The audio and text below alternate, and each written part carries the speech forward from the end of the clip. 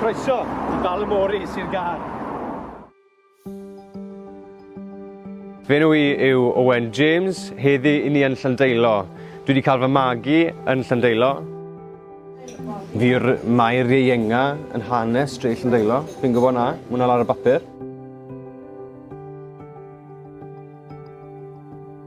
Pan ych chi'n cerdded lawr y hewl yn Llandeilo, ych chi'n cwrdd â pobl sydd yn cynnes i chi. Siwmai Gles, ti'n iawn? Mae pob siopwr gŵr neu graig sydd yn y siope yn cymryd gymaint o parch yn eu siope nhw ac yn gwerthu nwyddau sydd yn, wel, lleol i'r ardal. Siwr eich chi gyd yn ugain o gam heddi? Sbo busnes mynd, alright?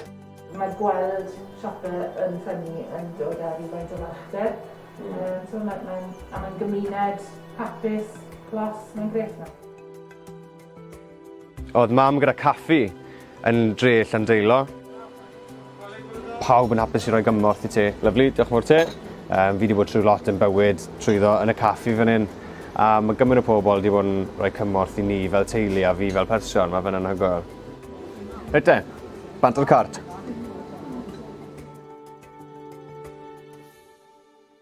Ffaith bach diddorol i chi, yn ôl o sôn, mae yna cobls o dano'r tarmac fan hyn. Dyn nhw heb tynnu nhw lan to, ond mae yna sôn bydden nhw'n cael eu tynnu lan yn y flynyddoedd i ddod. A dyma siop chess. Na le fi'n mynd i cael gyd o'r tops ffasiynol. Mae'n siarad am unan, mae'r lliw coch tu fas, mae pawb yn gwybod y codwr. A dyma fe, un o'n safleoedd yfed fi, joio fe.